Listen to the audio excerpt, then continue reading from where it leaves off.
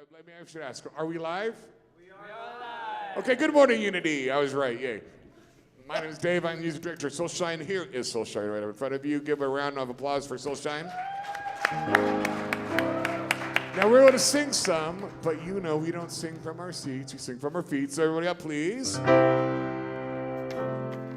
We're kind of doing a theme in our chants this morning. It's a Ricky Byers-Beckwith mashup. So, Eric? Sorry.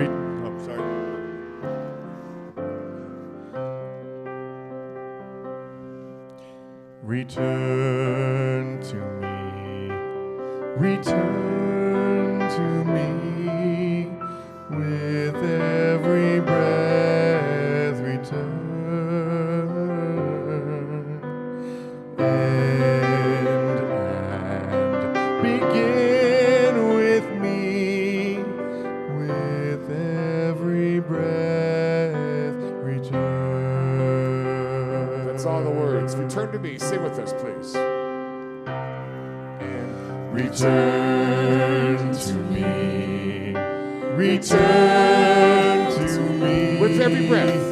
With every breath, return. And begin. And begin with me. With every breath. With every breath, return. Return to me again. Return to me. Return to me. With every breath. With every breath, return. And begin with me. And begin with me. With every breath, return. With every breath, return. Now we're going to return to love. Return to love. Say it loud. Say it proud. Return to love. Return to love. With every breath. Return with every breath. And then begin with love. Begin with love. With every breath. Look at me, folks. Return with every breath. Return with every breath.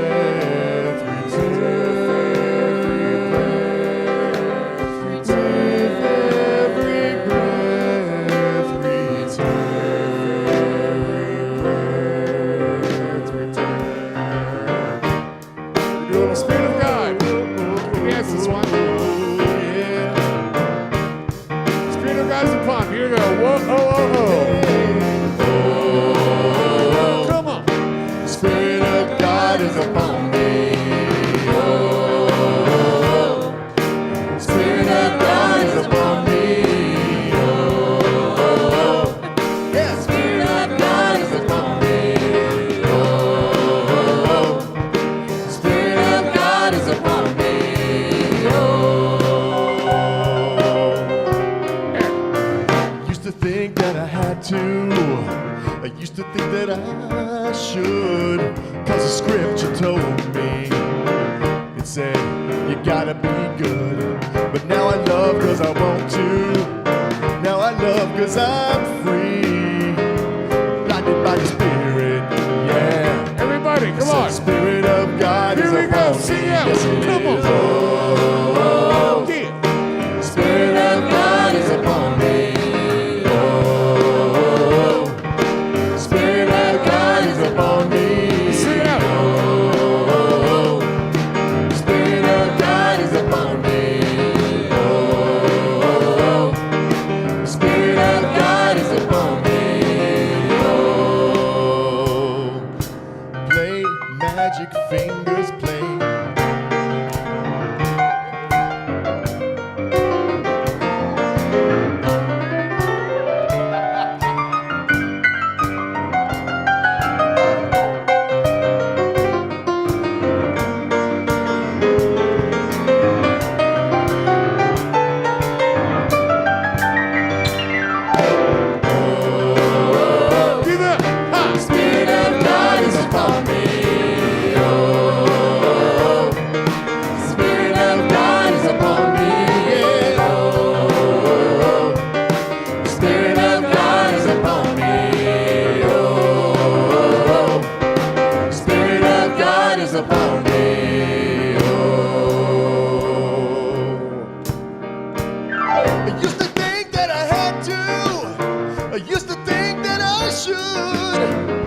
the scripture told me. Told you what? It told me, it said you gotta be good. But now I love cause I want to.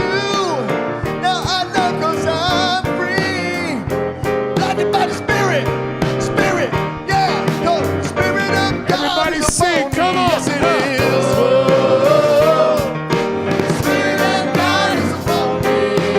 Oh, Spirit of God is upon me. Spirit of God is upon me.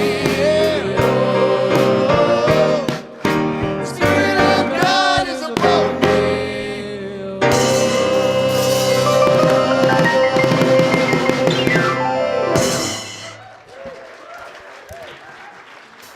Church.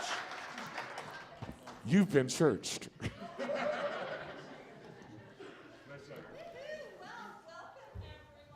Unity Spiritual Community, Central Oregon. I'm Sylvia Hayes. I get to be your spiritual MC today. Yep. We here are a wild soul sanctuary. And we all interpret that a little bit differently, but what that means to me is that this is a place where we are very intentional about freeing our minds and dropping old programming, old beliefs, old grievances, anything that keeps us in bondage to littleness. We're here to be free of that and to really step into our fully empowered selves. So with that, again? Shh. Again? It doesn't like coming on either. There we go. I think I've got it. Are we on? Yes. Okay, take two. Y'all heard that about the Wild Soul Sanctuary. We're going to roll with that one. You'll be hearing today from the speakers. It's an Ask Your Ministers session where we're just going to be up here being grilled by you all. That's me, our senior minister, Jane, and Reverend Jane Hyatt, and Reverend Tamra also will be up here. Yep. And with that, now that I'm using this, I think we're going to need that for celebrations. And Evelyn is going to do some celebrations. Who has something they want to share and celebrate? This is not my answer. I'm actually. Okay. Oh, jeez. Hello.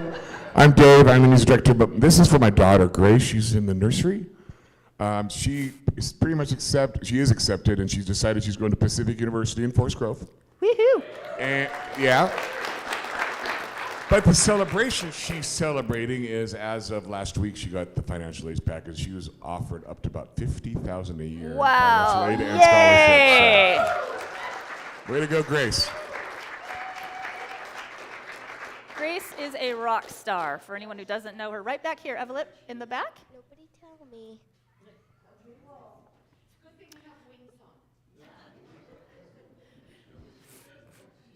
Just doesn't poke anybody in the eye. Well, I'd like to celebrate and share that yesterday morning a new grandbaby came into the world for us. Ah. And she's been waiting 10 extra days for this one to arrive, so this was a definite star child that visited us and was with Yay. us right now. Thank you. Am I working?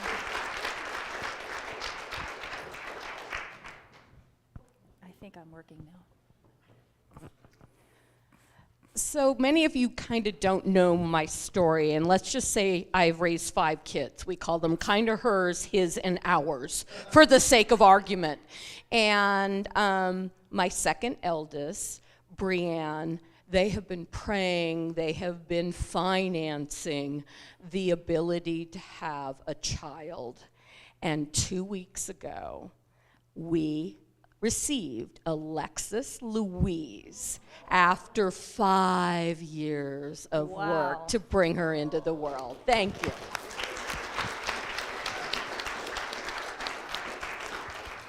Well, I want to celebrate a fantastic dance party on Friday night. All of you dancing queens and kings who came, it was great. Looking forward to more. Thank you for everybody who put that on.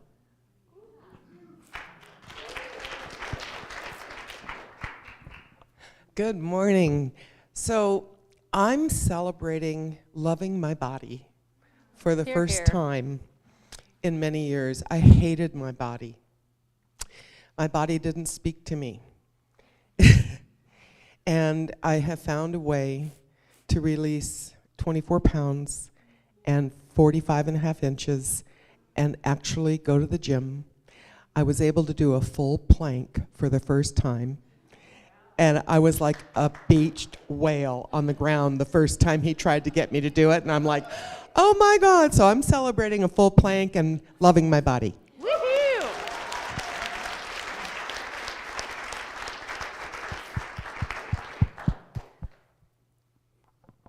Good morning. I'm celebrating the unseen in our community.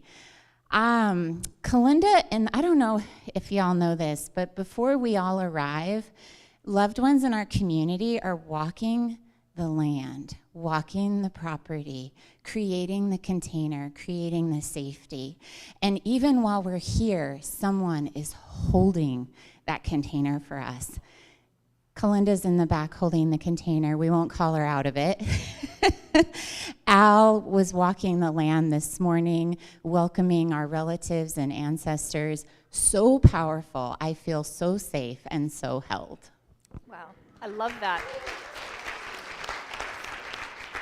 Where's the people in that row? Good morning. Yes, thank you. Well, I got my new name tag today, and I'm celebrating my new last name since I got married a few weeks ago. And thank you. I also changed my middle name to be my original initials, which is Leaf. So I'm now Laurel Leaf Barnum. Yay! In the back, Evelyn, in the back, in the lovely lady in the red shirt. Well, I'm celebrating that the WOW group, we sponsored or put on a rock painting class, and there were almost 20 of us, I think, and we had a great time. And I already went on our WOW walk and put one of my rocks by a tree for somebody to find it someday. And I look forward to more of them. We have a prayer flag painting class coming up next Sunday. So anyway, I'm really celebrating WOW and all the things. Saturday, excuse me. Thank you, Jill. Jill's co-hosting. Thank you. And for anyone who doesn't know, the WOW group is Women of Wisdom, and they are very active here as part of our community. Suzanne, I think, is the main leader of that, but all kinds of activities, so that's worth checking out. Miss Leah. Yeah, I have one online celebration. I think it's from Jamie. So anyway. Somebody is celebrating the amazing people that they have in their life, and I have found housing that has brought me positive energy, and I am learning who my Moai. My Moai.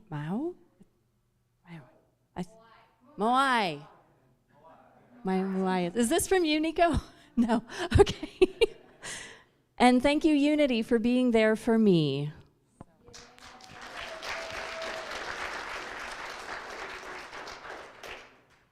Got a lot today. Well, good morning. I'm Jeff Hyatt. I'm Jane's husband. Typically, I don't really talk that much. And one of the things that I'm grateful for is an annual meeting where I and the rest of you are invited to attend. I think it's been maybe 3 years, 4 years since we've had a face-to-face as a community.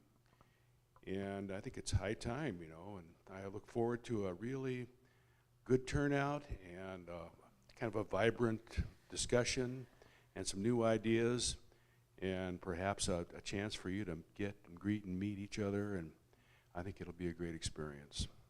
Thank you. Thank you. All right, I'm gonna wrap with one of my own to show that we celebrate things large and small. I am delighted that I also attended the dance party. Not too sure how my knees were gonna navigate that because I had agility league the next day. And knees are great, and they feel better than they have in a couple of years from all the stuff. And my next actual agility trial is this coming weekend. Hi, I'm Sylvia, and I am an agility-aholic, for sure. We always like to wrap our celebration time with an Earth celebration. And the one I want to share today is that due to education and conservation efforts, last year was the very first year in decades that there was not a single rhino poached from the Kazinranga National Park, which is the world's largest reserve of the one-horned rhino. And it was the first year since 1977 that none had been killed. And due to conservation efforts, the overall population of that species has gone from about 200 in the early 1900s to over 4,000 today. So she can heal. You know, I'm just now realizing I forgot to say our mission statement together. Do we want to do that? I glossed right over it. Okay, let's say this together. We stand together to create a global ecosystem of unity, deep wisdom, and loving kindness. Indeed, that seems to go perfectly after the rhino story, actually. All right, let's call our chillins up to the front so that we can do a blessing of our chillins. Do we have any who want to come up here? William, I think, is going to be the teacher today. That's what I've got. All right, come on up, chillins. Welcome. Hi. Hi. So we're going to say a little blessing to you all. Are you ready? It'll be up here. We appreciate the holy gift you are. We see the Christ light shining at you.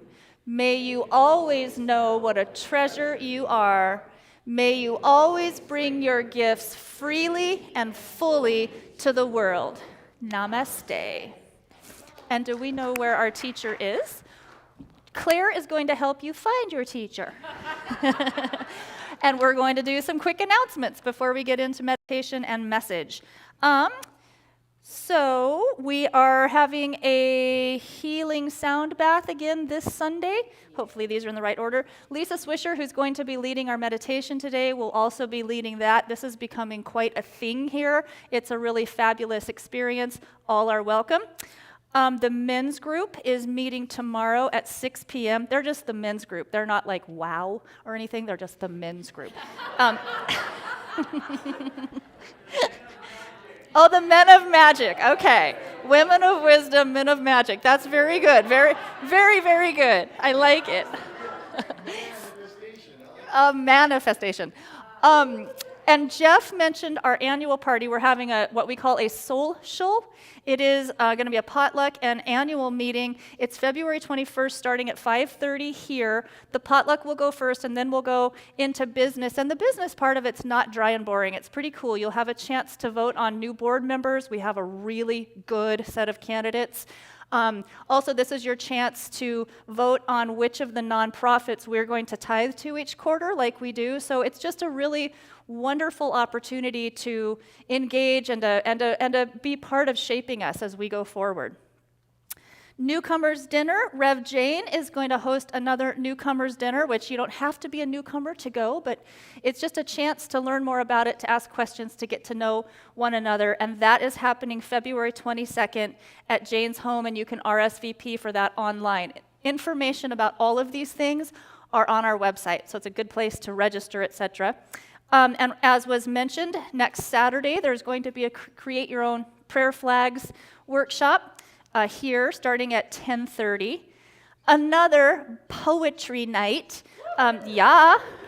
from Partners, what did you call it? Partners in Rhyme. Partners in Rhyme, Donna and William are going to be leading poetry night February 25th at 5:30. And I think the last event we have for an announcement is every year in Central Oregon, the Environmental Center does an Earth Day fair and a procession of species parade through downtown. And so we're planning, I am pretty sure, to have a booth. For the first time in years have we been out tabling, and I need people willing to help with that, particularly creative types. We need to have a banner made. Sunny Massey has a great idea for some of the visuals, so if anyone wants to put your sewing or your woodworking or your painting skill out there, we can use you. And then the procession of species, anyone can do it, but it's something kids often really love. we'll make costumes ahead of time as a species, in whatever species you want to celebrate, and then they walk through downtown Bend. So if anyone's interested, please let me know, and we'll hook you up with the right people doing that. All right, Jane, I think we have the wonderful added event today of welcoming new members. If you're a new member, would you come up here, please? You filled out an application. That's how you know you're a new member, in case there's a question about this. No, they're taking care of it. Yep, you are. You are? You're here. Okay. I'll let you all stand over there. Okay. So, if you're wondering, the way you get to be a new member is you go online and under members and you fill out an application. And there's a whole bunch of information there that gives you more information about Unity and what's involved in this community. And then there's a class that some of you have had a chance to take and some of you haven't, so we'll be offering it again in a couple of weeks for anyone who wants more information. But that's how you do it. So these are the people who have done it.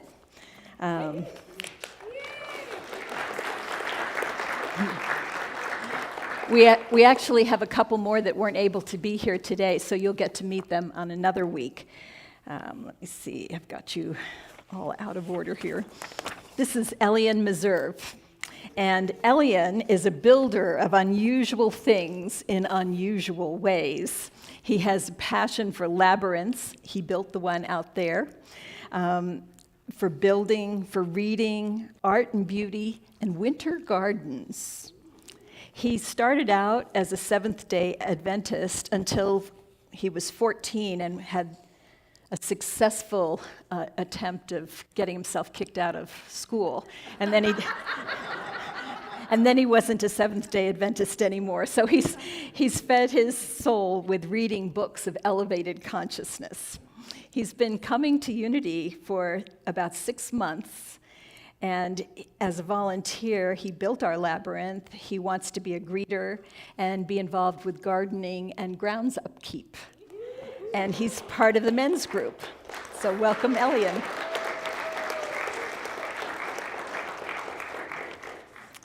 This is Christine Hart right here. Christine is retired. She's passionate about animals, indoor plants, hiking, reading, and traveling. She's married and has 1 grown son and 3 grandkids in Alaska. She was raised congregational but found Unity in Bellevue, Washington, and Southern California, and she's been to Journey and Bend. She's been coming to Unity about 6 months. She's volunteering with the janitorial cleaning team and also as a greeter. And she is involved in the women's group, wants to be part of the seniors, and she's participating in the prosperity class. So welcome, Christine.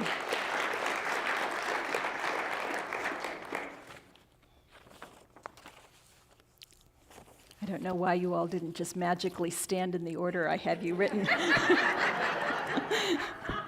This is Karen Hall right here. Karen is also retired. Her passions are hiking and kayaking. She has 1 grown daughter. Her background is interfaith and Quaker. And she has been at Unity for about 3 years. She volunteers as part of the Earth Care team, gardening and outdoor upkeep. And she's interested in being part of the spirit groups and A Course in Miracles, and has been active in the women's group. Okay. This is Helen Canizio. She is still working as a housekeeper. She's been doing that for 40 years. Yeah, talk about energy, right? Her passions are dancing, swimming, music, yard art, and nature. She has 3 sons, 3 grandsons, her mother and brother and his family. She was raised Christian. She's been coming to Unity for about a month, and she'd like to volunteer, or is volunteering, with the janitorial team, greeters, gardening and outdoor upkeep, healthy food and beverage. And she's participating in the prosperity class. So welcome, Helen.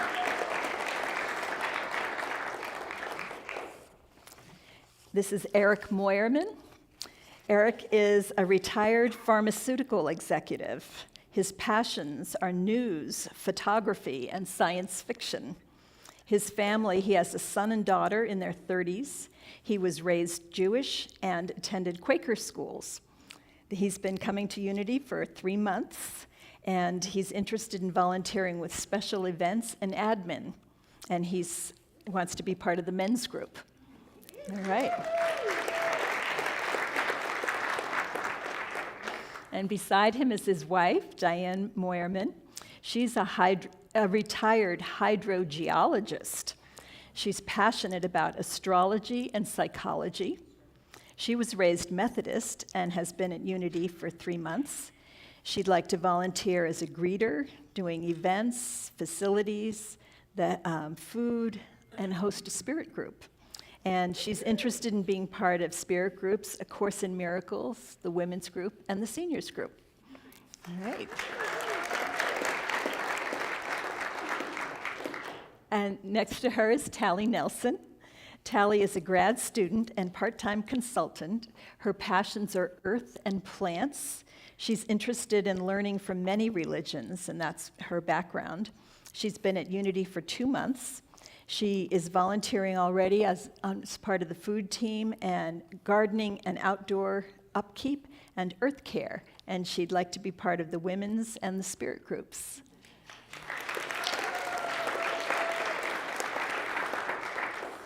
And Chris Tippett is retired and a widower. His passions are self-discovery. He was raised a Jehovah's Witness, and he's been at Unity for 1 year. He volunteers in the tech production team with janitorial, gardening, and outdoor upkeep, and he's interested in spirit groups. He's part of the men's group, interested in LGBTQ and seniors. So welcome, Chris. Somebody got a mic?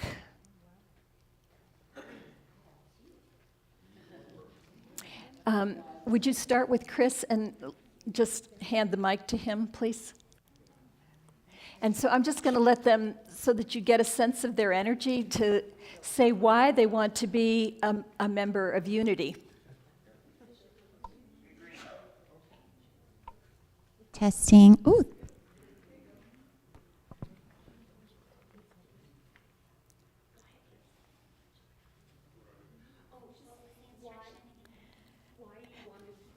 Yeah, Chris, why you want to be part of Unity?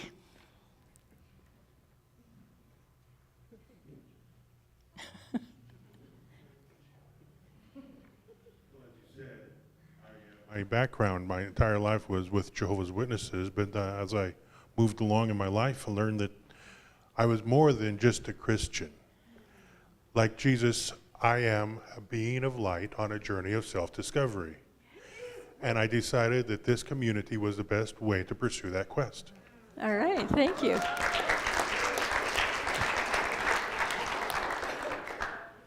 I was looking for a spiritual community in December, and I was feeling kind of fragile.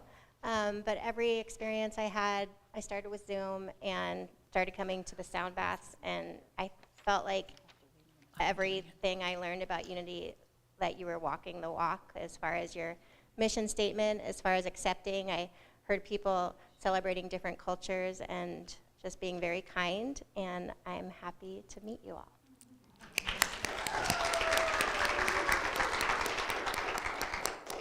Ditto. She said she was going to say that after me, but now I'm after her. So, so there is a spiritual law that says we are all one, and I think this church understands and embraces that idea.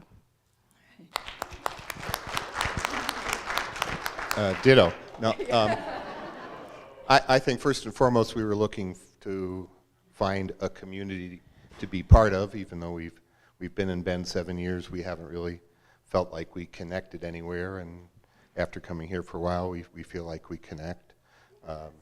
As Jane said, we're from very different religious backgrounds. Sort of weird to be Jewish and Quaker at the same time, and Diane raised in Methodist, but you know, I think and I'll try to coin a term that this is sort of a highest common denominator.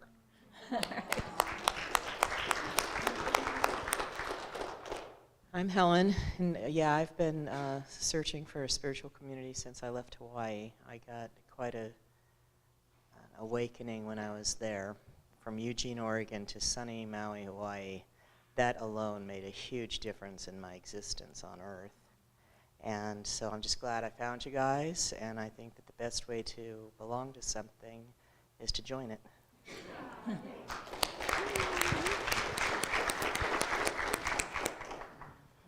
Hi, I'm Karen, and it's so cool. I've been introducing myself as Karen, not that Karen. And so I put that for what I wanted on my name tag, and they did it. So that's like really cool. Yeah, so I was born Jewish, only Jewish kid in an Italian neighborhood. In my personal experience, all religion ever did was separate people. Then I went through an interfaith seminary where they honored the truth of all religions, and it was so beautiful. It was founded by an Orthodox rabbi who lost his family in the Holocaust. And he said, if I become hateful and bitter, they won. And then he was on a spiritual retreat and met a yogi who said, he was the most beautiful spirit I ever met. Why does it have to be instead of? Why can't it be in addition to? And so they, and I think a minister, founded the Interfaith Seminary. So I got ordained from there back in '95. But then I joined the peace movement, and I'm marching for peace and social justice, and I discovered the Quakers, and it was like they were doing it for hundreds of years all over the world. It gave me a louder voice, a bigger budget, so I became a Quaker.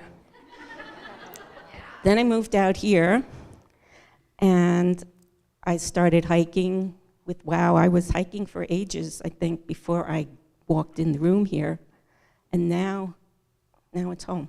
So.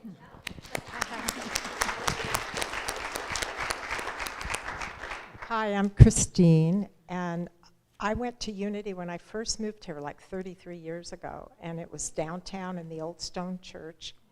I don't know if any of you guys went there. Well, I ended up going quite a few times, but then I got a job where I was out of town a lot, so I ended up kind of drifting away, and met some good friends, and they invited me to go to a church here locally, which I enjoyed, but it just never felt like home to me. And having gone to the Unity Church in Bellevue, Washington, I always felt like I belonged there. And so I thought, I'm going to try Unity back again. And so it brought me here, and I feel like I'm home. Thank you.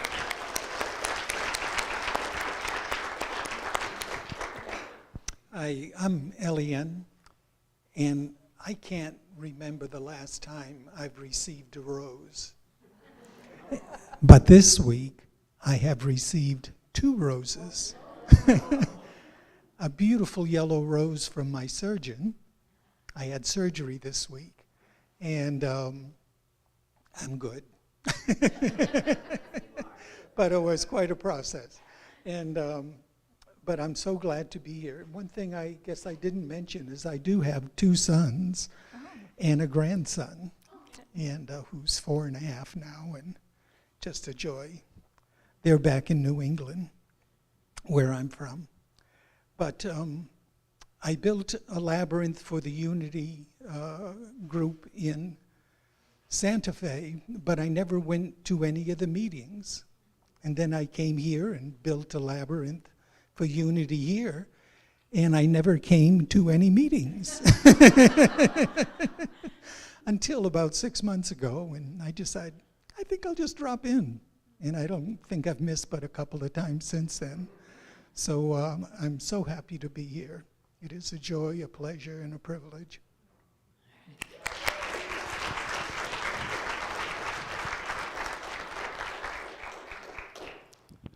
Well, we are so grateful to have all of you as official members, and thank you for being brave enough to stand up here and share why you're here. Thank you.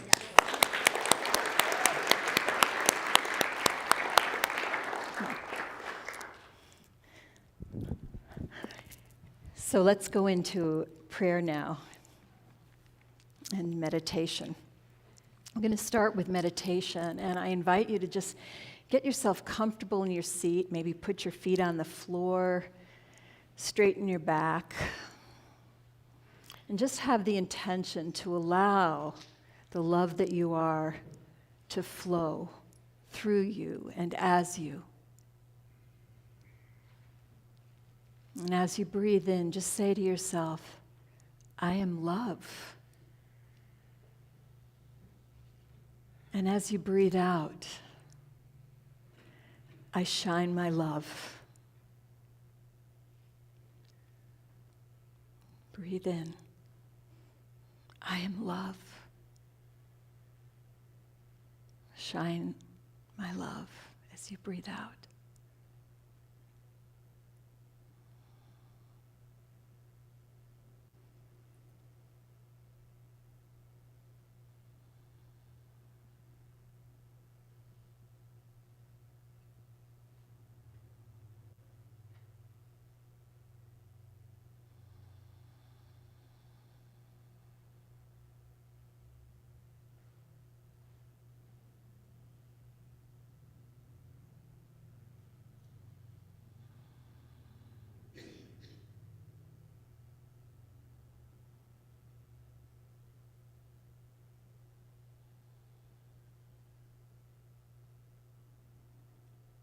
As you continue breathing in love and out love, tune into the love that is flowing in this room. Just let yourself, some of you can sense it, and those who can't, just imagine it. Imagine you could see this beautiful color of love pouring out of everyone in the room.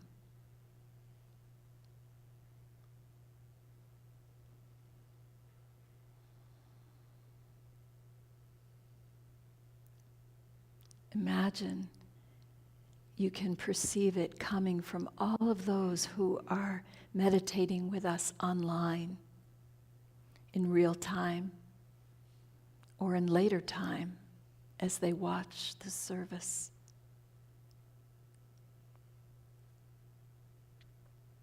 From wherever in the world they may be watching. The color of love, the energy of love is flowing, and it's all swirling together and creating this powerful force.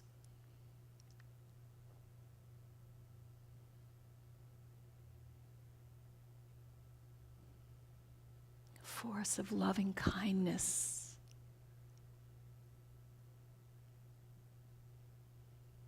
Force that we can draw upon at times when we get stuck. We can remember, we can return to love. It's who we are.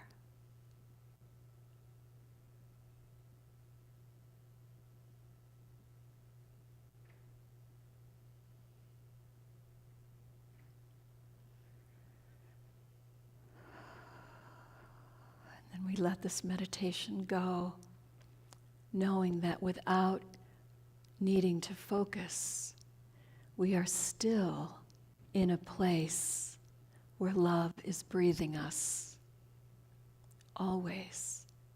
And we can tune in and remember at any moment. And so from that knowing, let's move into prayer. You have forms in the back of the chairs that you can use, or you can go online and add the prayer claim there. Our whole prayer team joins with you in whatever you include in your prayers. What we ask you to do is write what you claim. Don't give us the whole story of what's wrong. Tell us what you want, what you're claiming, so that we can hold that with you. We don't want to hold with you what's wrong. And when you write that down, you reinforce what's wrong. We want to hold with you what's right, the truth that we are coming home to. So as we think about the challenges that each of us face in our lives and those who we pray with, some people are challenged because of financial situations, or they feel like they're drifting and lost, or they're having conflicts in relationships, or they're lonely, or they're having health challenges, or they just don't feel like they have meaning. These are common human challenges. But we take our focus off of that. We return to the love we are. We return to the wisdom that we are. We return to the radiant health and abundant life that we are. And we know that as truth. And so whenever we trip or get stuck in the illusion of circumstance, whenever we are tempted to think that that is truth, that it's bigger than we are and we don't know how to find our way out, we say no, and we return to truth, the great I am. I am the light that creates this world from love. I am the wisdom that infuses this world from all time.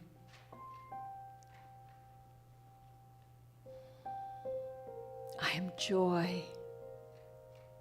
I am life. I am the abundant flow. I am one with all that is, the stars, the critters, the neighbors, those who upset me, those who help me. I am one with all. I am one with the land, with the rivers and the oceans and the sky. I am, and it is good, and so it is.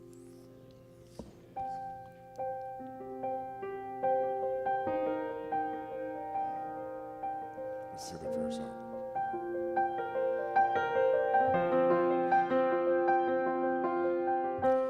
Breathe in and know I am.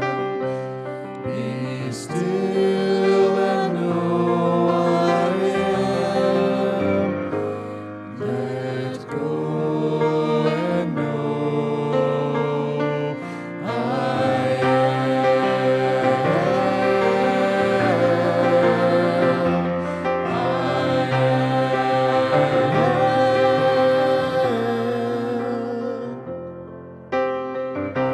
breathe in and know I am. Be still and know I am. Let go and know I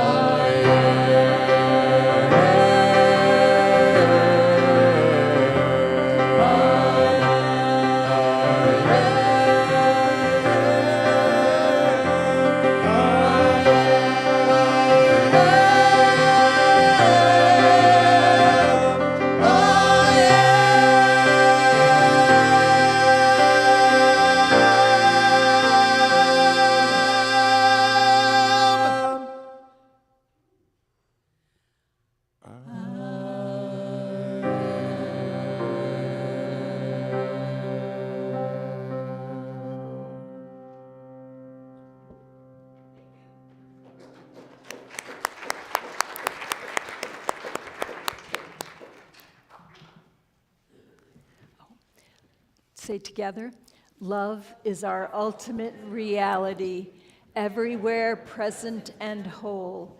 It radiates abundantly and continually creates good in my life and in the world.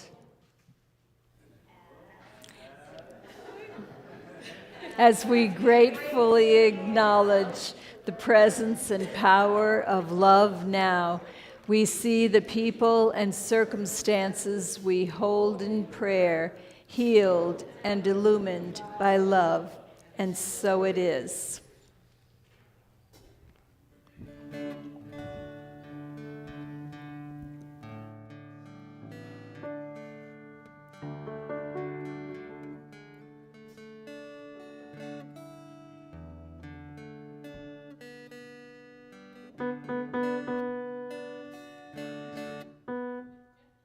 It's an ancient Chinese song, Tuning.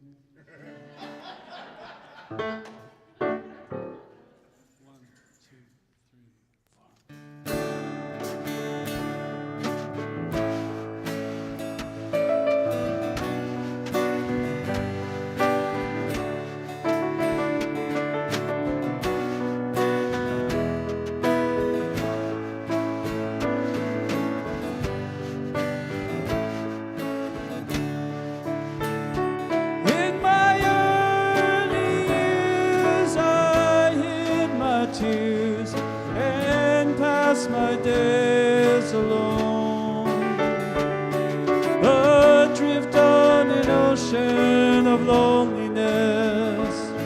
My dreams like nets were thrown to catch the love that I'd heard of in books and films and songs. Now there's a world of illusion and fantasy in a place where the real world belongs. Still I look for the beauty in the songs to fill my head, lead me on. Though my dreams have come up torn and empty, as many times as love has come and gone. To those gentle ones my memory runs, to the laughter we shared at the meals. I filled their kitchens and living rooms with my schemes and my broken wheels. It was never clear how far or near the gates to my citadel lay. They were cutting from stone some dreams of their own, but they listened to mine anyway. I'm not sure what I'm trying to say. It could be I lost my way, though I keep a watch over the distance. Heaven's no closer than it was yesterday. And the angels are older. They know not to wait up for the sun. They look over my shoulder at the maps and the drawings of the journey I've begun.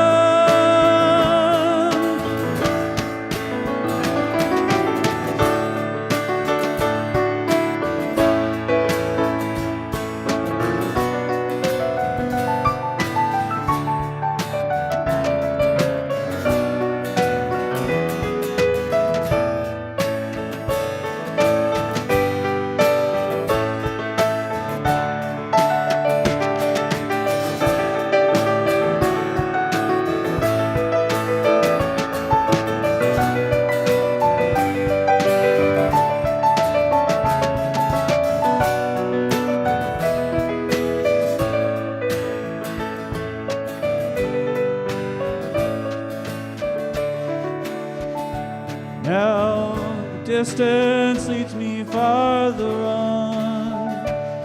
Though the reasons I once had are gone, I keep thinking I'll find what I'm looking for in the sand beneath the dawn. And the angels are older. They can see that the sun's setting fast. They look over my shoulder at the vision of paradise contained in the light of the past. And they lay down behind me, sleep beside the road till the morning has come, where they know they will find me with my maps and my faith in the distance, moving farther on.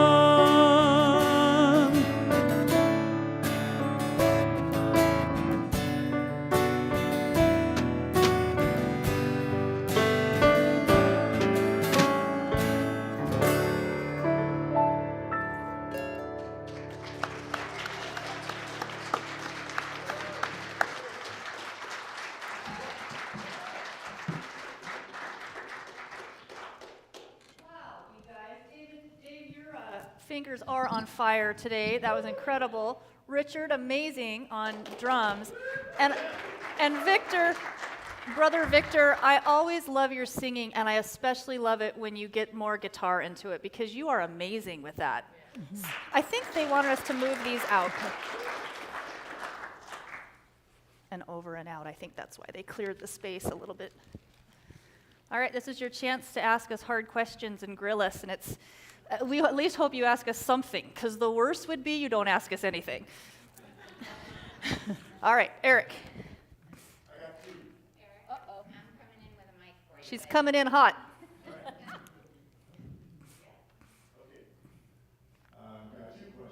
The first question, and there, I can't think of anything to tie them together, so unfortunately there's no link. But the first question is, if you have to give or discuss a topic that is just not going to be pleasant for the other person that it affects, how do you turn your empathy off?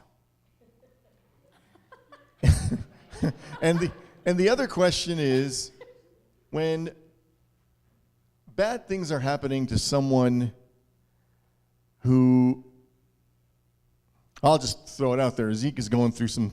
Yeah. I feel you, Eric. Sorry.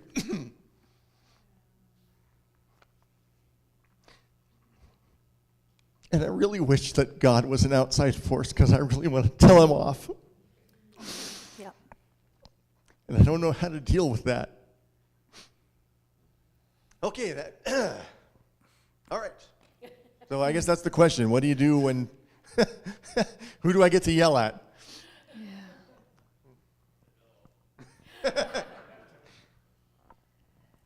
I think that grief is multifaceted, and anger is a big part of it. And even though there isn't an outside God to yell at, you can still yell. You know, and it's an energy, and it comes out from within you, and it's sacred, because it's tied in with the love that you have for him. And it's hard to watch someone die. And sometimes it's a sudden thing, and sometimes it's a very long and slow process. And we die right along with them, because the relationship that we had, even though we know they continue as part of the light eternally, the way that we knew them goes away.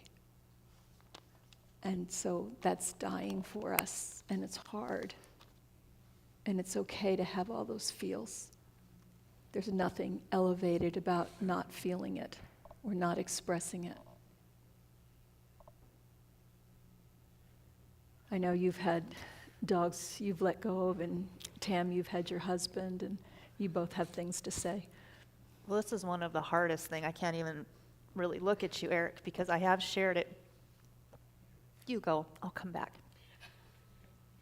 Gee, thanks.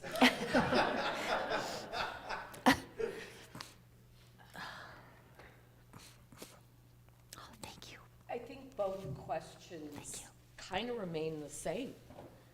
The idea of being so vulnerable and in so much pain to witness losing somebody, something, and to have to pull so deeply into our knowing that everyone has a time and a reason to be here. And how do we get through the agony of finding what their lessons are for each of us and to celebrate what they are giving us in the moment and holding on to that. Eric, feels a lot like your first question, which is when you have to have that hard conversation. I don't know that we ever disconnect from empathy. But to have empathy for ourselves in that moment is probably what we need to do most. And I'm not big on anybody needs to do anything, so I'd like to rephrase that. Just to be able to be kind to ourselves, to slow down, to understand that grief doesn't even go away when the event occurs if we've lost someone. It comes in waves, it comes in surprises, it smacks you upside the head and brings you to your knees. And so empathy as a spiritual practice while asking for the good to come in, the memories, the beautiful pieces to get us through might be the only way to address and celebrate the beauty of Zeke and our lives and our community together that I know of.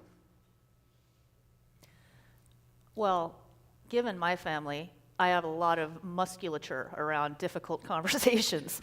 So, but I think sometimes it is important to realize, for me, I have also shared patience is a challenge for me. And so I am learning and getting stronger at really setting up before I have that interaction. Am I really coming at this from love, from a loving place? And I totally agree that empathy also needs to come back to ourselves. I also don't think it serves anybody to avoid those difficult conversations. We're here to help each other grow. And I know you well enough to know you have absolute capacity to enter into something like that from a loving direction. With Zeke, that's gonna tear your heart out. I went through it when Tessa Dog passed, and all I can say is, oh gosh, darn it, to your point, here I am again. It's been a few years. And the depth of your grief reflects the depth of your love, and there will be good life after Zeke. It's just really gonna be hard. That's all I got. And I want to add as well about your hard conversations. Like you have musculature around hard conversations, I have musculature around avoiding them. And I've had to learn that. And oh my gosh, it's been a hard lesson. But really, when we think about the hesitancy to have those hard conversations, it's based on a belief that either we don't deserve whatever it is that we want, that we're having to talk about, or that there's some virtue in allowing the other person to misbehave if they are. And there isn't. That isn't truth. I think it's important always that we talk about ourselves and what is true for us and not be in a blaming, like it's not an elevated and helpful conversation if you sit someone down to tell them what's wrong with them. There's nothing enlightened about that. But to be able to stand up for yourself and say, wow, this is what happens for me in this situation. This is what's going on for me. And draw on the courage, which is, courage comes from the French word cœur, which is heart. So you're saying connected to your heart and allowing the words of wisdom that also come from your heart to flow. And trust that it's all in order. The cosmos is always in order. We don't like it, but it's in order. And so align yourself with that, and perhaps that would help. Can I add one thing to this? Because I'm actually going through this very same thing right now with a family member. And it's been challenging for me, but one of the acts of grace that I try to bring into it every single time is reminding myself that despite behavior, that person also is a spiritual being, and it really is possible for them to completely turn their life around, even if it's hard to see it. And I will tell you that in my situation with this younger person, I have seen some amazing advances with that person, and I believe I'm feeding that by even when we're having the difficult stuff, holding the possibility for them way beyond appearances at that moment. Thank you for kicking us off Yeah. with great questions. Upbeat questions. Yeah, that's okay. You're keeping it real. And Zeke. Thank you. I have a question from our online community. Oh, cool. What is the difference between Universalist, Unitarian, and Unity?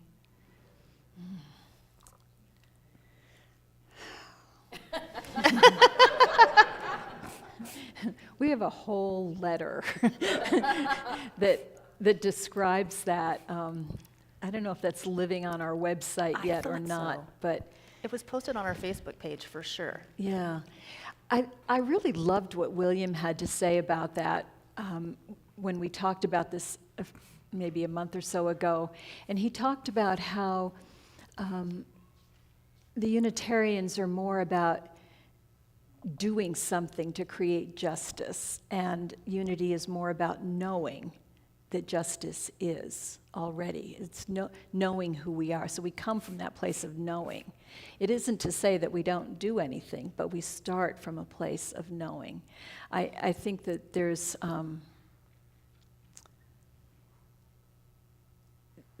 a lot of shared belief in virtue, and maybe the virtue part is more emphasized in the Unitarian Church. Yeah. You can think of others? Yeah, I can. In fact, we just recently did an Earth Summit event, and Unity and the Unitarians joined up to do it. And it was funny because the Unitarian colleague was like, people confuse us with unity all the time. And I'm like, yeah, I know, we get confused with. So we're actually working together on some language, for how better to distinguish this. What I would say is they're super compatible. In my experience, I've heard a lot of people have come to Unity because they say there hasn't been quite enough God in the Unitarian services. So I've heard that. I personally, one of my callings within our Unity movement is to be the burr under the saddle pad to get the meditation off the mat and into the messes. So I appreciate that about the Unitarians.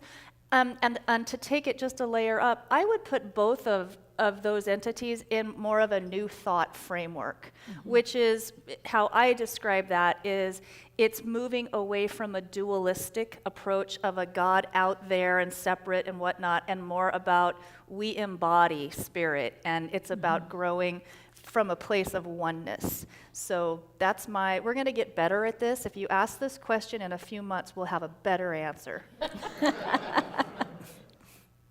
Anything to add? I really don't have anything to add to that part of it. I will mention the idea of world religions. I am one of the few up here, the only one, that is not ordained in Unity principles. Yeah, okay, we're only months away, baby girl. No false claims. And, even some of today when new members were talking about that well of spiritual truths that they've brought here, and it just so happens this feels like our home. I will elevate it to the conversation of a child. So my daughter Katie, who will be back eventually and become a new member, is going to be 24, and she was raised in a wacky world called our family. Her father was a devout Catholic, and he had the silly sense to decide to marry me. And I have all world religions under my ordainment, and I'm under Love in Action Ministries is what the precept is. And we were in the car. Now, my father is a survivor of Nazi Germany, and in fact was one of the 1,500 Jews interred in the Philippines that there are documentaries and things like that on. And I was raised with no religion whatsoever in my family. In fact, my father stepped away from his Judaism because of his story, and he didn't want to do it. And so as I entered the ministry, I was exploring, but let's get to this fabulous kid. And we're in the car one day, and she's going to the Catholic church that she is in the children's choir. And she says, you know, Mom, you're not Catholic. And I said, okay, this is news to me, but thanks for sharing. And she said to me, I don't think I can be Catholic anymore. And I said, okay, what's going on? And she said, I think people need to join Gramsci's team. That's my dad, who is not a practicing Jew. And I just say, what's so beautiful about that comment is we're all looking inside for what is the spiritual path that feeds your heart and soul.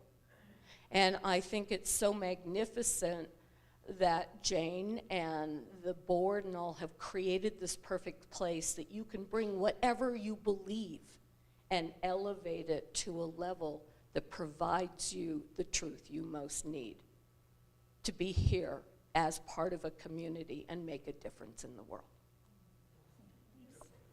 That's beautiful. Right behind you. Oh. Okay, Carol, be kind. More straightforward. This has to do with prayer. And with my prayer partner and with others that I pray with, sometimes I come up against something that I don't know what to deal with, which is they want to pray for something that I consider unrealistic. Mm-hmm. And, you know, it's like if somebody's sick, for instance, if somebody's dying, I don't necessarily want to pray that they are healthy and running around again. Mm-hmm.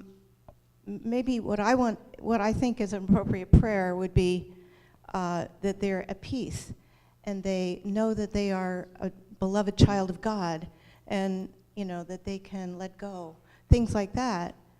And somebody else wants them to be healthy and well and you know, be a child again. Mm-hmm. The point being something that I consider really not in accordance with the order of the universe and what's actually happening. Yeah. And I don't know how to deal with that. I don't know whether to set aside all my thoughts and beliefs about it and just affirm whatever they want, or to be more true to myself about it, because it feels really false to be affirming things that aren't happening. So I think where you're getting stuck is in the circumstance. So the circumstance is the letting go of this body. But the truth is life. There is life always. There is wholeness always. There is love always. And so when you pray, you can pray with the person, because prayer isn't about changing the circumstances. Prayer is about changing how we see the circumstances. So the person you're praying with, in your example, is looking at somebody and seeing a body that is dying and wanting to see something else. And so you're helping that person change their point of view, seeing them as eternal life that can never be anything but fullness and joy and vitality. And it may be that that person is now going to express that outside of physical form. But that's not yours to know, nor is it the other person's. It's theirs to know what they want, but the prayer is that we can see this person and hold them in the fullness of life, which is the truth of who they are. I'd say get a new prayer partner. No, I'm kidding. I'm kidding. No, I can't top that. That's awesome. You know, and perhaps if that person continues to pray for, you know, the return of wholeness and whatnot, perhaps you can just go inside and know that can happen on this plane of this person being an eternal spiritual being. That you could maybe define that it doesn't necessarily mean a return in that body. Good question, though.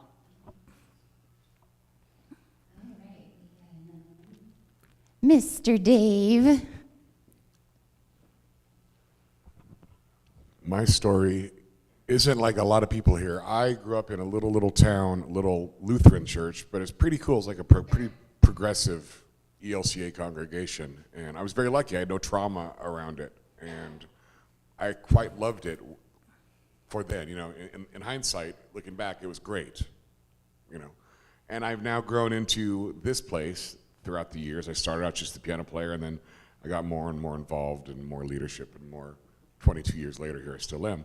And I am not just subscribed or believing in this, but my whole body is becoming more and more new thought and in this movement. But I still notice that I have times where in times of discomfort or grief or questioning, because that's what faith is about, is questioning what you can't answer, you know what I mean? I find myself wanting to go back to some of the, I don't know if you call it ceremony or the rituals of, say, the old church, and get on my knees or get on my begging type prayer. And I don't feel bad about it, but I feel like, is my one foot still out of the circle? You know, I don't know. I'm finding a way to, I guess I love it and I'm fine with it, but I'm trying to find my way to get all the way in here. And I don't know if that's holding me back. I don't know if that's the wrong way to approach things. I guess I don't know what I'm asking, but I guess I find comfort in some of the old stuff. And what does one do to, you know, do you understand what I'm asking? Mm-hmm. I don't know. Mm-hmm. Yeah. I don't think there's no rule that you have to get rid of everything. It's like what works for you. What brings you closer to truth? And does that bring you closer? Then keep it. Mm-hmm. You know, and I think, you know, like your example of get down on your knees. Well, what does that mean? Like if you look at A Course in Miracles, for example, you know, think about it as it's the part of you that is the small self that doesn't know how to handle this. And you're on your knees, which is a state of obeisance to the higher self of you. You know, and you're saying, I'm putting this down, this part, I'm saying, you know, to the higher part of me, take over. I don't know how to do this. And that's a beautiful prayer. And if your knees can stand kneeling on the ground, go for it. Yeah, I think I would add, I think one of the rabbit holes that New Thought people can go down is, oh my God, I'm doing this wrong. Oh my God, I'm in separation or whatever. And I think we just need to kind of like have a little more fun with it all. You know, I hear you pray a lot. He often leads, we do a prayer, everyone who's going to be part of service before service starts, and Dave often leads that. And he calls God Gus, the God Universal Spirit, which is beautiful. I've shared that I talk to the Holy Spirit, which is the big HS / my highest self. Holy Spirit / highest self. So, you know, my growing edge as someone who does have Christian shadow baggage is moving past duality. So I would say anything that feeds us is wonderful. And if I got down on my knees and did a begging prayer, I would not be comfortable with that. But I'm not saying it's not good for a lot of people.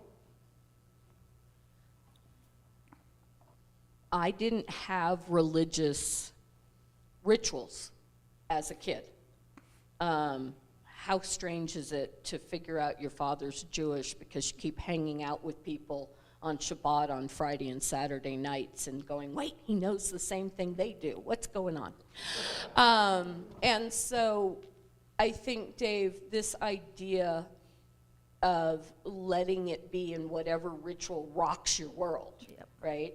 My greatest, most excited moment since moving to Bend, Oregon, was to be able to be in the choir on Christmas Eve years ago. I have never done that in my life. I never had a church to go to.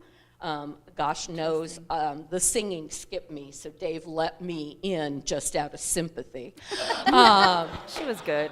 But the truth is that, no, you guys think I'm kidding. He knows my kid sings better than I do, and she always has to sit next to me so you don't have to hear me. But the idea of a ritual that means something, I think, is the most important thing. Mm-hmm. And, you know, whatever that ritual is, and Carol, to go back a moment to yours, my first prayer partner, the first time we prayed together, announced I was doing it wrong. And I was a little shocked in the moment, thinking, gosh darn it, I'm a professional. And so I was taken back on the prayer thing. And when I thought about it, it's like, what am I supposed to be hearing in this moment? What am I supposed to be listening to? And the gifts that my prayer partner gave back to me was the most important thing. So both the praying and who is speaking to you and what we need to hear, along with whatever rituals, rock your world and bring you into that moment to receive, I think, is all that really matters. There's a question in the Nico booth. in the back there. Be nice, Nico. Okay, this is kind of sparked by recent, like the huge earthquakes in Turkey and the chemical train crash in the U.S. And I think I know you guys have touched on this a little bit before, but I have a hard time finding that place of bearing witness to these and acknowledging that they're happening, and also not letting it just devastate me and feel so horrible about what's going on in the world, and finding hope in that. And because I know, I can go take a walk in nature and enjoy the beauty that we have here, and that feels great. But then coming back and saying, well, then there's so many people that don't get to experience this right now. Yeah. I think that's, I have a difficult time finding that balance of knowing when to pay attention and bear witness to that, and when to not let it destroy my highest self and what I'm being. And then I have a second question is, you guys have a favorite dance move?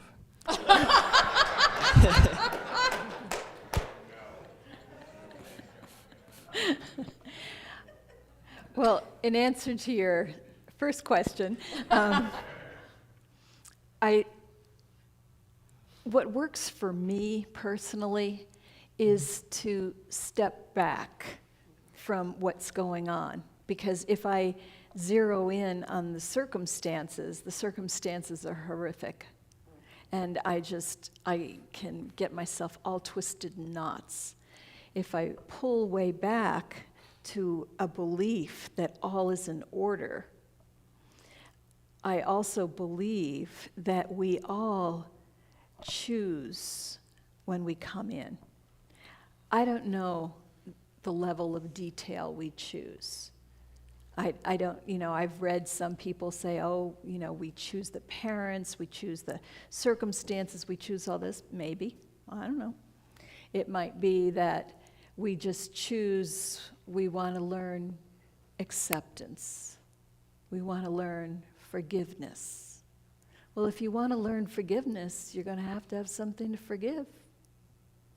I kind of imagine that for many, there's this wise soul that says, all right, I'm coming in for this, I can do it, because you're conscious that you're one with all that is, and then you go narrow down into the human experience where everything is limited. That's the nature of the experience. That's what we feel. And we're thinking, whoa, whoa, whoa, whoa, I didn't mean this. So I think that that's kind of the dynamic that is happening. But ultimately, we've chosen individually as souls, and we've chosen collectively as souls.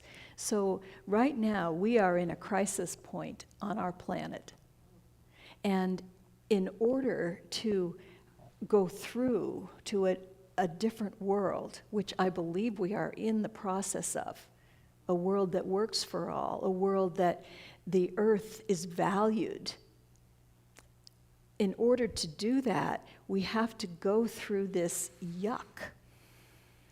And what if the people in Turkey that are in such a sad situation right now, what if they are great souls who said, I'll be part of elevating consciousness by showing how this is not working? And that gives me comfort. I think it's one of those things, how can we know? We can't, but it makes sense to me that it has to break down. If you look at all the traditions, like the Hindu tradition talks about, I don't know, I think it's like 5,000 years and, these different ages that happen. They talk about the goddess Kali, who is both creator and destroyer. There has to be the destruction part of the cycle, but we're never going to like that part. And what if we all signed on for this turning of the cycles? And, realizing or not realizing that we'd have to feel all these feelings as part of it. That's the best I got.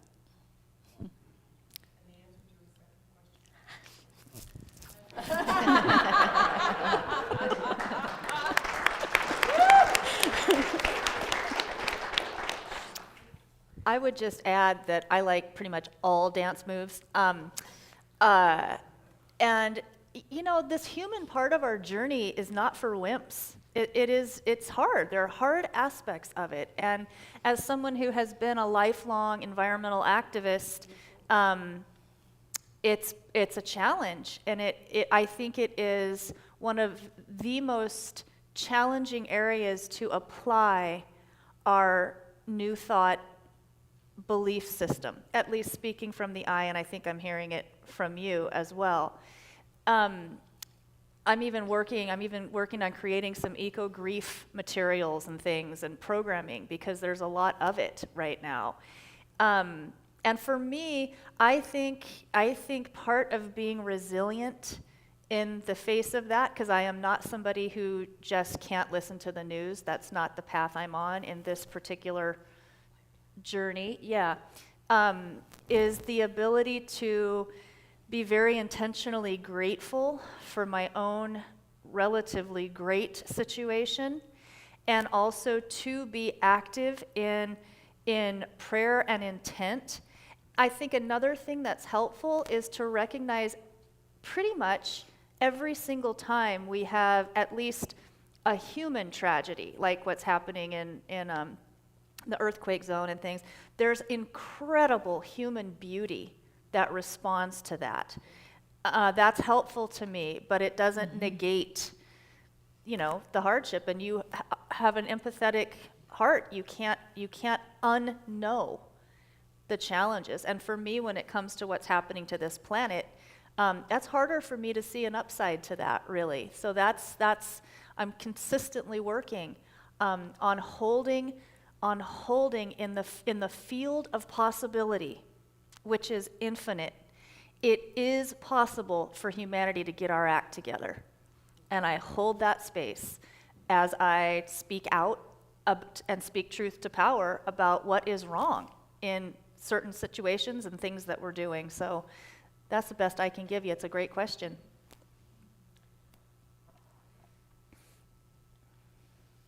When you're going through a process such as ordainment, you have to do a lot of work. And one of the practices is to journal. And I remember coming in to my dean of students and going off on her about journaling, because I really did not like what was showing up in my writing.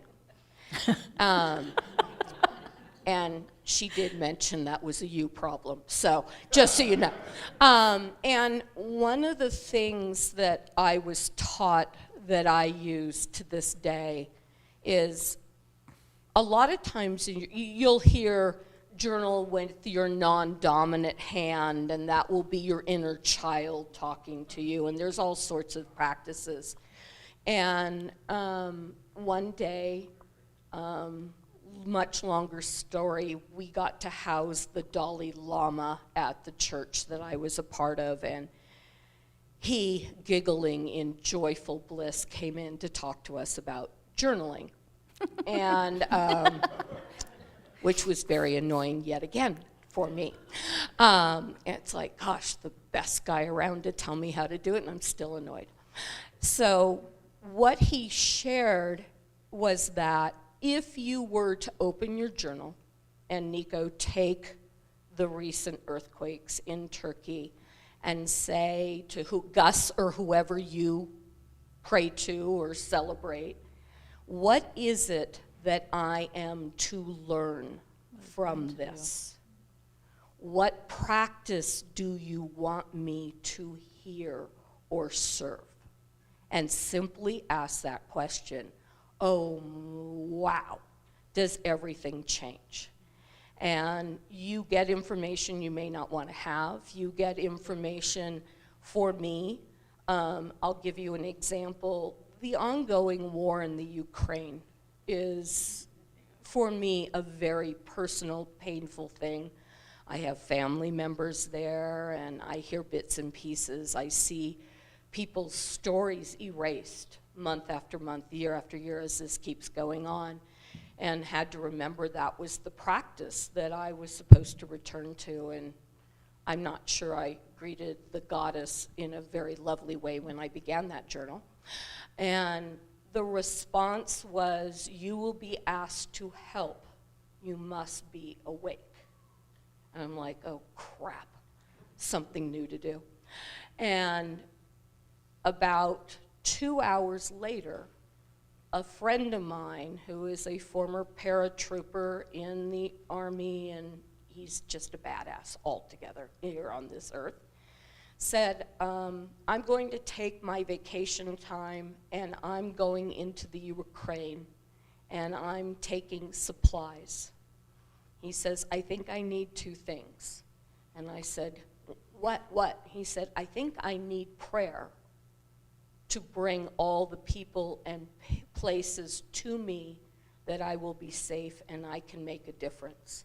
And you tend to do that pretty good. Will you hold the space for me? I said, oh, I'm on it and I got people. And so, silent unity got activated immediately, etc. But I never knew what I would even be asked to do. And so I invite you in those painful times to open that journal, whatever, and just ask, how might I serve? And you may find some really cool information coming back.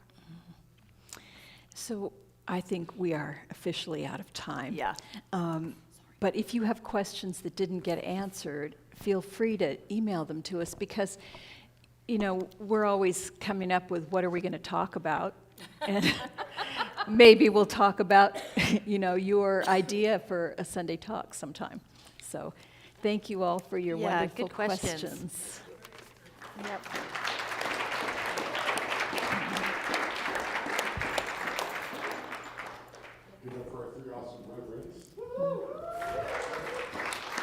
So we've heard from those three. Now we're going to hear from the Gospel of Joni.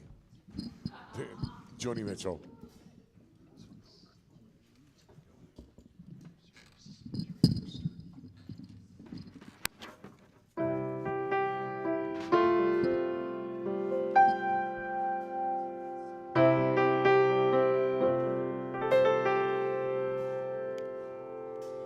Yesterday, a child came out to wander,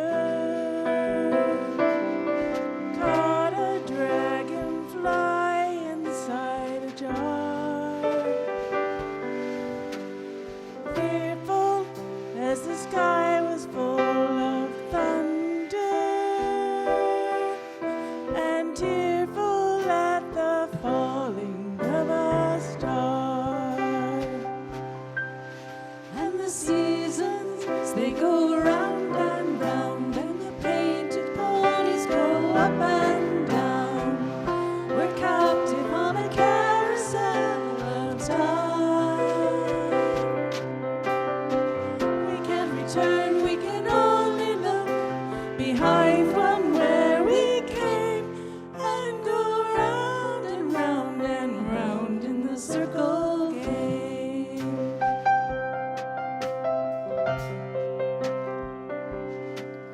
Then the child moved 10 times around the seasons, skated over 10 clear frozen streams. Words like, when you're older, must appease him, and promises of someday make his dreams. And the seasons, they go round and round, and the painted ponies go up and down. We're captive on a carousel of time. We can't return, we can only look behind from where we came, and go round and round and round in the circle game.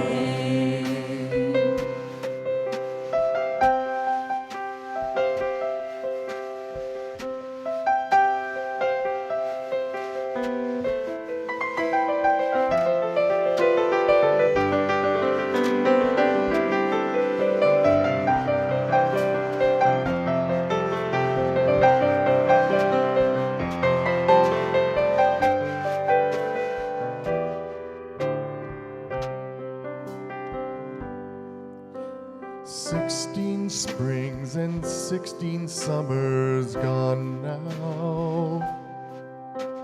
Cartwheels turn to car wheels through the town.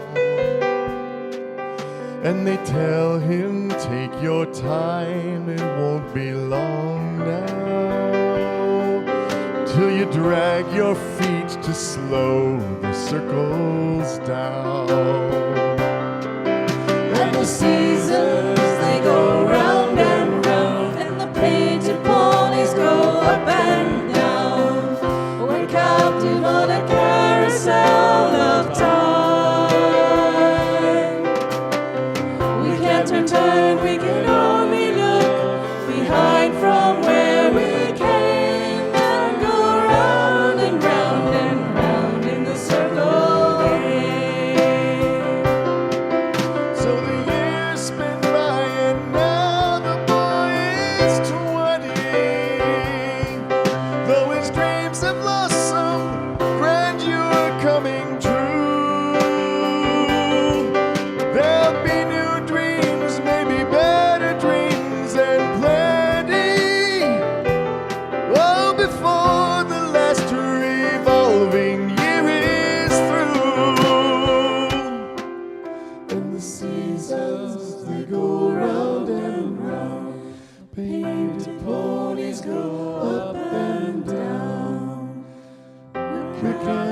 on the carousel of time. We can't return, we can only look behind from where we came. And go round and round and round in the circle again.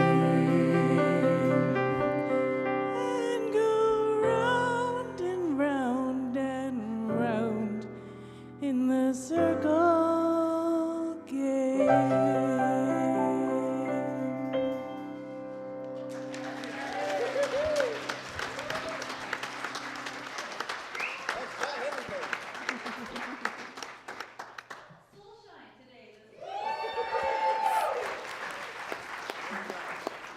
Fantastic, everybody. Wow. I'm supposed to thank the speakers. Mostly I just want to say it's such an honor to be able to share with you two. And we do that Ask the Ministers kind of thing with different, we have a bunch of reverends here of different faiths. We do this once in a while, and I just appreciate all the great questions, for sure. That's a fun one to be able to be part of.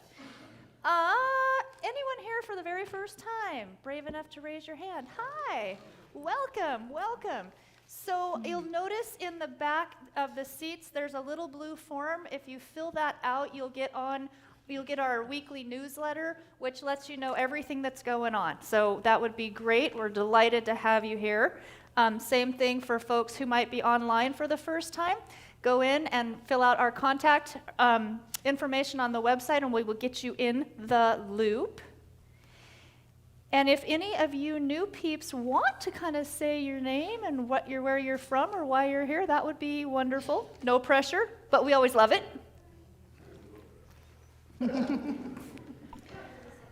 Heather. My name is Heather Romero, and I'm originally from Louisiana. My mom here is Carol, and I originally started going to Unitarian churches whenever I was, I guess, about 16 or 17 from her. She brought me, and I've been going to Unitarian and Unity churches all my life now.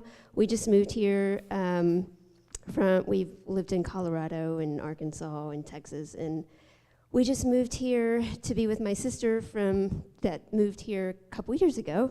Awesome. So we've been here a year, and we're just really excited to be here for the first time. So it's great to have you.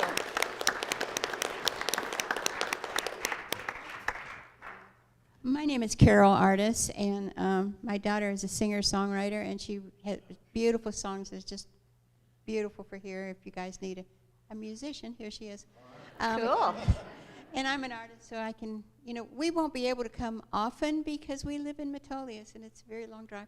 But we'll come as often as we can. It's great to have you here every time you can make it. Yes.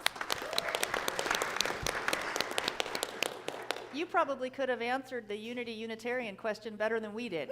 So, anyone else? Right behind you. Right behind you, Naomi. I'm sorry. Thank you. No, she didn't even know she was going to be doing this. Can you guys hear me? Yes. I'm brand new to the area, and it was hard for me to show up today. But I just wanted to, my name's Cassandra, I'm sorry. I just wanted to say thank you because it was really beautiful. You are so welcome. We're so glad to have you. And we got right over here. Got a lot of new peeps today. New members, new peeps. This is great. I'm Mike Isley and my wife Linda.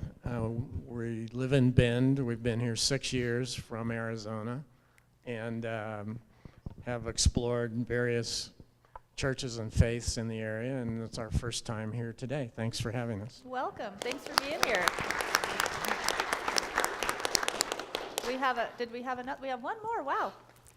Naomi didn't even know she was going to be the mic person today. You need the wings. Yeah. To run around. Hi, I'm Marie. I am here for a year. Sadly, I'm coming to the end of my year. I've been taking care of my very first grandson. My son and daughter-in-law and grandson live here in Bend, just just down the road a little bit. So I'm in the process of figuring out how to be bi-coastal. My daughter and fiance will be getting married next October. They work in Boston, so they will always be East Coast. My son and family will always be West Coast. And I'm in the middle trying to figure it out. So I have a church that I love at home, and when I left for the year, it's a congregational church. They sent me off with a very special service and lots of prayers and good wishes. And some of my church family made me promise that I would try to find a church here. And I, of course, resisted and said, but I won't love them as much as I love you. And they said, get out there and try. So I've tried a couple of churches while I'm here. I feel more comfortable here than I have in what I've tried. So I thank you for that, and I certainly will be back. Awesome. I still have time left here, and then, as I said, I have to work it out. I'm going to be traveling back and forth. So thank you for welcoming me. That's what we call this. I just want to put in a huge plug for Tuesday to be at the meeting. Even if you're here for the first time, it's really an opportunity for us to be heard and seen and see what exciting things are coming down the pike. So please, please, please, please, please come. And I just volunteered Chef Al to bring some really extra cool food. So please, please, please, please, please come. If it was something that's not on your agenda, please put it on there. Good on you, Donna. Way to go, Al. All right, can we have our greeters come up? This is the time when we gather offerings. This is a time for all of y'all to help us keep the lights on and the doors open. This is a sacred service, and we're just going to send these around. Please put your donations in here, but also your prayer claim forms and your new contact forms, if you will. And we're going to send you guys forward to gather up your talents, your treasures, your pledges of volunteerism, whatever it may be. We're all about gratitude, so let's sing about it. Here, you ready?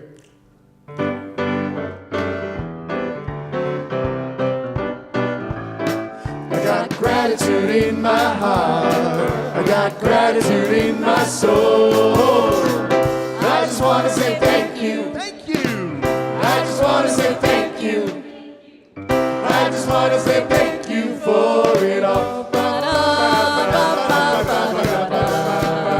Thank you for it all.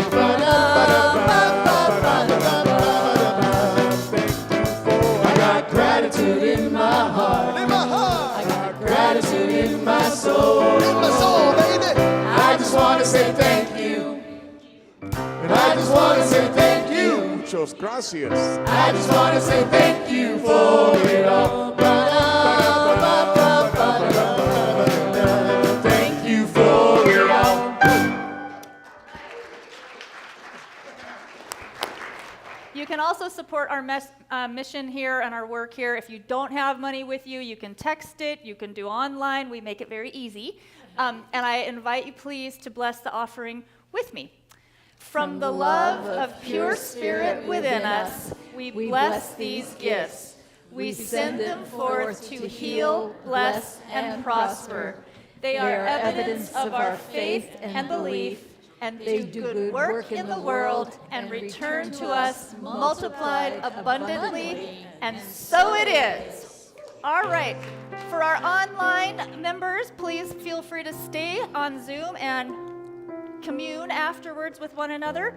And I think anyone wanting a personal prayer, our prayer chaplains will be up here in the front with the white stoles on. Feel free to come up for that. What else? And then I think we are going to wrap this up by, well, first of all, if some of you can stay and help us move the first rows of chairs over to the side to prepare for our sound bath, that would be great. Leave the back two in place. And that's always helpful.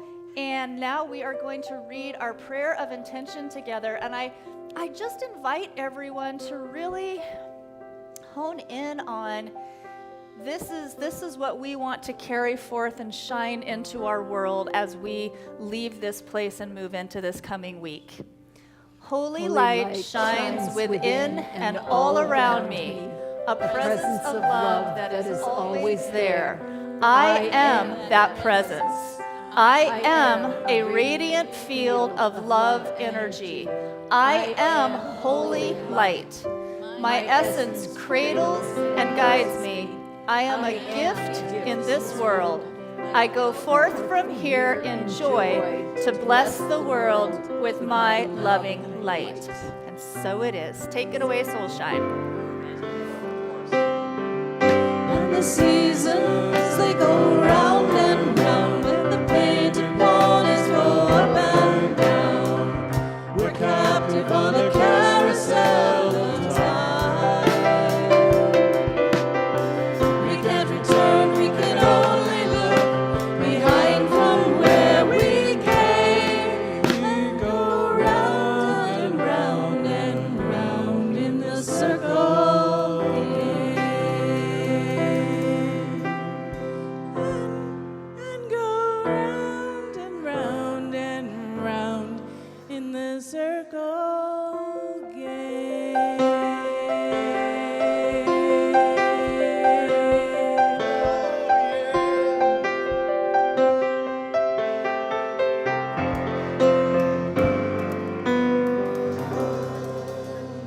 Have a good week.